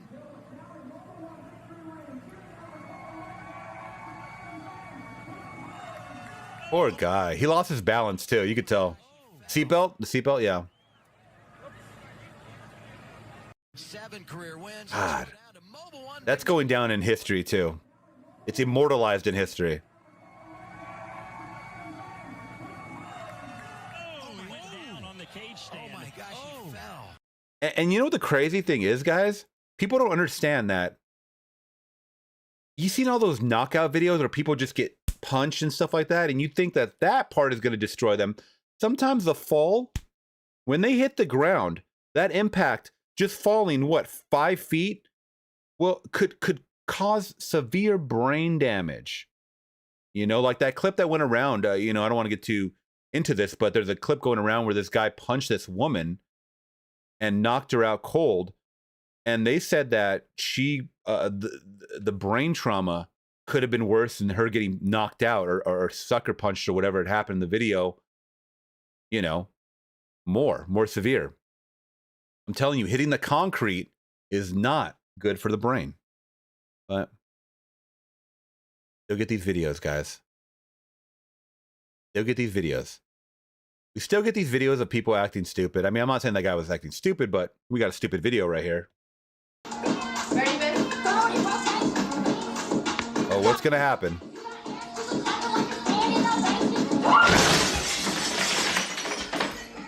Oh my God!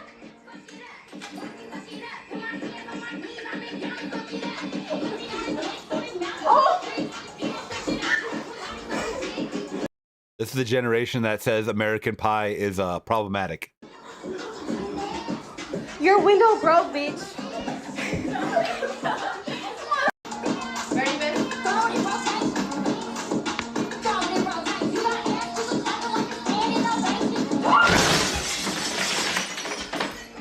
Oh my God!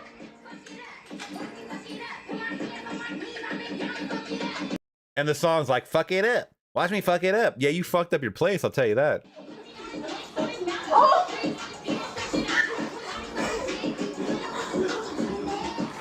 Your window broke, bitch. Get the fuck out of here. Mm-mm.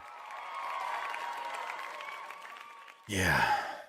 I'm viral for that. I mean, these kids are going viral for the stupidest shit. I mean, we're on a Gen Z kick, so why not just platform them right here? Let's platform them. Let's platform the stupidity. Platform all the stupidity, guys. I got 5 minutes. Let's do it. Bro, what the fuck? The irony of the song is saying fuck it up. Yeah, that's what I'm saying. What is this? I mean,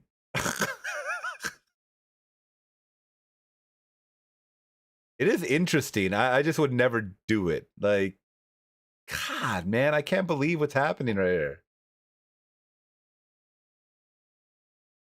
I can't condone it. I can't believe it. And I'm old, I guess, for not getting it. But you know what that gets? Get the fuck out of here. Absolutely. We got to have a Gen Z segment where we just go over all this Gen Z shit.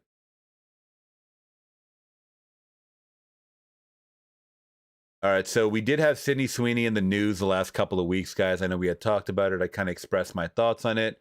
And then I think You know, the whole "she's got good genes" campaign was not a big deal. But everybody was like, "Ha! Watch, we're gonna tank American Eagle stock." I don't think so. I don't think so.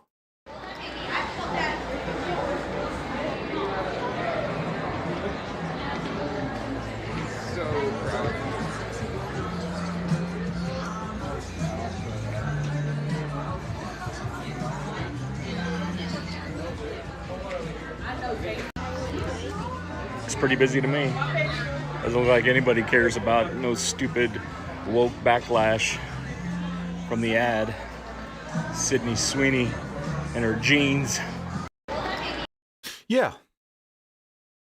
Because people were trying to make a problem that wasn't there. And this is what happens. People making a problem that is not there.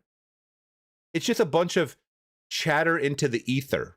In real life, no one gives a fuck about that. People are still supporting whatever, wherever they're going to get their genes. All right. So all that hate, all that outrage was for nothing. You just exalted all your energy, all your bad juju, and now you're immortalized in history on video, on TikTok or whatever. And hopefully, you know what I think, or I want to happen? I stand on all my business. I stand on everything that I say here. And if anyone wants to question, hey, you said this back in, so-and-so, you want to offer a reply? Yes, I will. I don't think I've ever said anything hateful. I think everything I've said, I can back up with receipts or whatever you want to call it, with facts and proof and stuff like that, why I give my opinion. But I think for future job, like hirers, they should look up people's names and their social medias and check out some of the videos that they're putting out. Use that to make a determination if you want to hire this person or not. But once again, I don't think that I say anything that I can't back up or that I wouldn't back up 10 years from now or whatever. But I think a lot of these takes that they're going to have are not, it's not going to last, basically. You know why? Is because I feel like younger generations live in the moment. They live in this moment where they think that there's no repercussions for anything that they say. Future is not determined. Until 10 years down the line, you want to work over here at this certain job, at this certain, level or whatever you're applying for. This video just came across my desk and you just said, fuck this person or fuck that person. I hope they die. I hope they get, crucified or whatever like that. Is this still your thoughts? Because if it is, we can't hire you. You know what I mean? Hold people accountable. Hold people damn accountable. This was a cool video that I saw. Of course, it's in China. I mean, I believe it's in China. Let me see. China. So China is now building small, affordable homes. Whether you want to believe it or not, this is the wave of the future. People can't buy homes nowadays in this economy. Okay, so unless something drastically changes, we're renting for life or we're buying these tiny homes. That's just what it is. It says, buy an acre of land with some friends and put a few of these on there. Nothing says stability like owning your own home with no loans. I mean, you want to call this a home? I don't know. It looks like a glorified RV. But check out the inside of this vessel. I love the name vessel. It looks very futuristic. Wait till you see the inside. Because a lot of you guys are clowning right now. Like, ha ha ha, I own my 3-bed. Check this out. 妈呀，好大雨啊！身都湿了。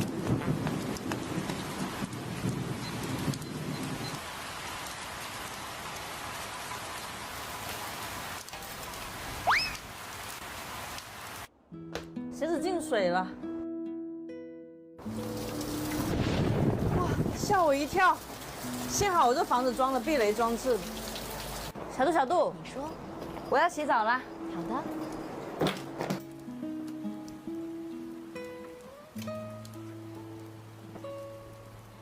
哎，舒服。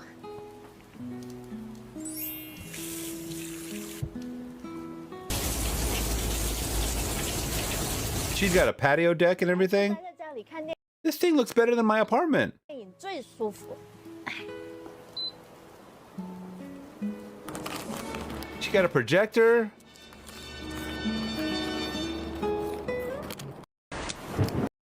I'm not mad at it. The vessel, y'all.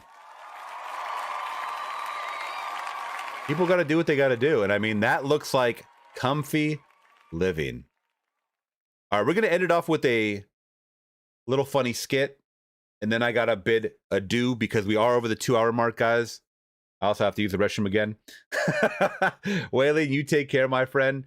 Let's get into this last one. It's a prank video. I think it's very harmless and it's funny. I'm not saying go out and do it, but it's funny and it's harmless once again. You guys take care. Thank you so much. I will catch you guys on Tuesday.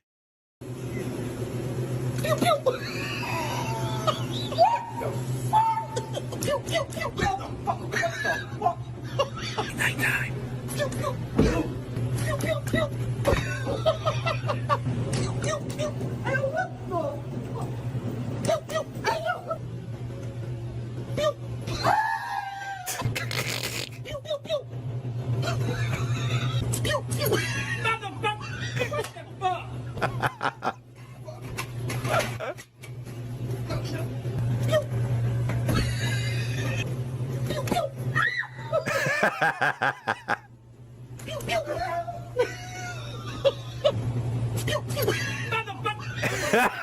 I think I'm the same guy.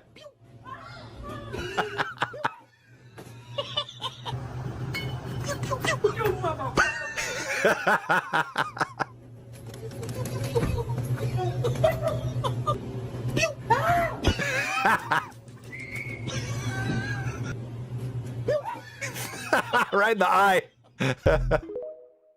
Very good. And there we go. That's harmless fun, man. And it reminds me when I used to shoot people in the face with super soakers growing up during summer. Stay cool, guys. I love you to death. You guys are great. Thank you so much for enduring my rants, all the stories, all the questions, all the donations and stuff for the next 2 hours, or for those 2 hours that we did go live. More videos are coming, guys. I'll be watching more Twilight Zone episodes today. Once again, go to patreon.com/FlixTalk if you guys want more content. 7-day free trial. It's only $5 per month after that. I'll catch you guys in the next one. I'm gone.